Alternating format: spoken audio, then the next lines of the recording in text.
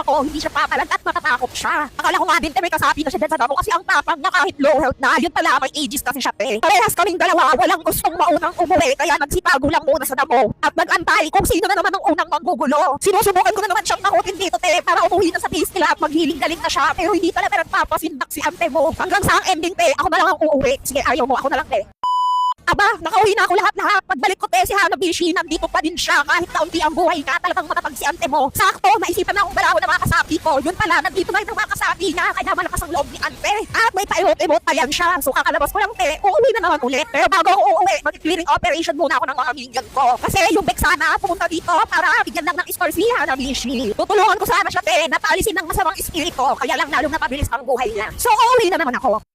Kalahati na yung mukha dito ni Hanabishi. So dapat pag ganyan, umuwi ka na. Pero wala. Una lang palitan niya yung factory ng crackling sa sobrang kaasiman. O alam mo mabubuhay ka pa. Buti naman yung pang namin, dinalawan na ako ng isang beses. Hindi porke ni marksman yung gamit ko, hindi na ako pag-asa ng bayan na. Pagbalik ni Hanabishi, sisimulan ko na sana ang alamat ng bunanong Lilia na maldita. Ayan, pinasisimulan ko na yung chapter 1 dito. Pinapakitaan ko na si Hanabishi ng kamalditahan ko hanggang sa kaunti na lang ang hindi niyang natitira. Wala akong kaalam-alam. Ang kwentong ito ay biglang mag-iiba. Bunanong Liliang maldita at ang holduffer ng mga kakampi ni Hanabishi ay parating na pala.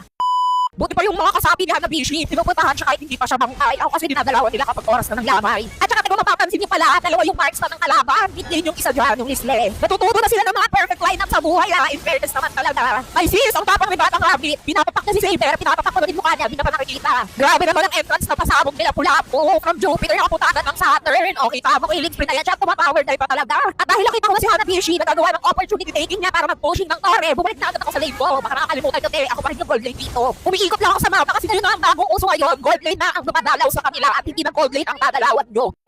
Hindi ko sure sis kung nandiyan na talaga sa damuhan na si Hanabishi, basta hindi ako nag-iingay dito at quiet lang ako. Si Hanabishi para namang walang map awareness men na magiging fried chicken na siya sa mga susunod na minuto ng buhay niya.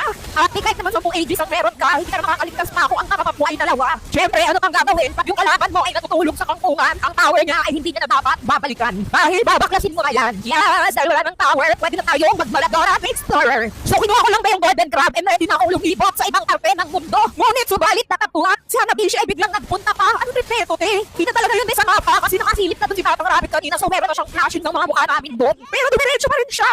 Pasabog ang mga kalaban. Kakarating ko lang dito sis, walang tigil at talagang ganap na ganap sila sa mga pagbubugbugan. O ang sarap ng buhay ni Leslie, prehiting sa mga enemy. Harangan ko sa madyan, kaya lang tumagos yung bala. Naubos pala yung nakasabi ko, Ang tapang ng mga kalabang ito ha. Antayin nyo. Pag talaga pumalit ang palabas na ito, humanda sa higanti ni Bunanong Lilia.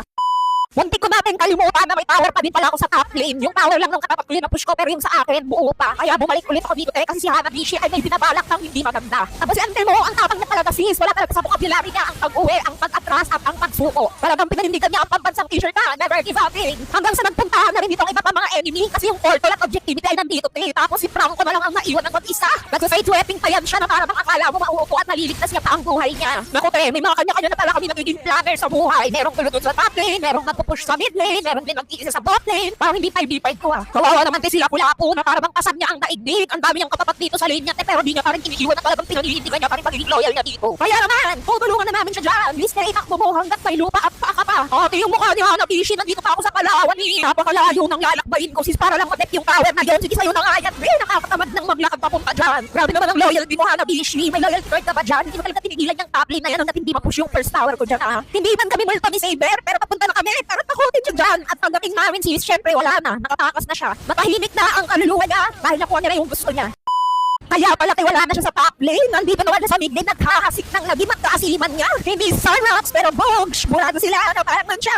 Para naman meron ng bagong gagawin si Hanabishi. At yung tower to naman namin nung ipupush na hanggang sa dulo ng kanyang hininga. Hinaharangan kami ng Guardia Civil at pinagbabawalan pumasok sa mansyon nila. Pero hindi mapipigilan ang kaasiman namin. Tingnan mo si Saber nag-tower diving pero walang nangyari. Nagmamadali si Hanabishi mag-preheating sis. Ako agad yung binabanatan. Hindi naman ako yung mananakot sa kanya Para nakakalimutan nyo Dalawa yung marksman ng kalaban. Bago ka mahuli ang lahat at umabot sa late game ang laro ito, dapat matapos sa akin kasi pag nag-grow as a player na yan mga yan, lahat kami goodbye Starla. Ayan at naglalaban na ang kasamaan. Tapos hinot nahuk si Vexana. Buti na lang hindi ako yung nahuli. Huwag ka magalala sis, kain ka na muna dyan mag-preheating ako. Pero nakatakbo ang mga enemy. So sino pang huli ka dito? So syempre outer space na muna kami. Kaya naman setting spray pala yung tank. Sayang naman ang opportunity taking. Kaya nag-tower diving talaga sila. Pula-po dyan. Na para bang bodyguard ako dito ng demonyo. Dito na ako nag-aantay sa may pwesto ng damo na malapit sa demonyo kasi dapat na namin kunin ang objectivity ito. Ngunit, ang lumulutang mapusit namin ay talagang sumugot siya at pinukbang ng apat na parang akala nilang kinalabaris na talaga yun siya. Huwag kang mag-alala sis, na ipagliganti kita sa taong hindi ko alam kung yun ba yung bumugkop sa'yo. Basta nagpe-preheating ako dito at ito na malakas magsisilya naman mga skilling ko. Okay, natin ako namin yung demonyo. Tapos tignan niya naman yung prank ko. Mag-glitter pa siya dito na akala niya ako yung nakakagat niya. Pero tinry ko na siya nuuknyat at sibig sana yung makuha. Buti na lang nagkamali siya dun sis. Kasi ako yung taga-create dito. Siyempre ako yung marksman. Uy, ako grabe. Tower na yan ang kalaban. Uy, wala siyang pakialam. Tutulungan ko sana siya. Kaya lang, wala. Hindi naman abot. Hindi naman to sila stickman. Siyempre, recharge muna. After ko mag-recharge dun perang kaasiliman. Pasok na naman yan. Ganda ng teamworking namin dito ni Bexana. Si Aling Ruby na lang mag-isa ang natitira. Siyempre, lahat ng pressure ay nasa kanya na. Pinipilit niya pa sanang i-dep yan. Pero, come on, laban mo. Everybody, let's go. What are we doing?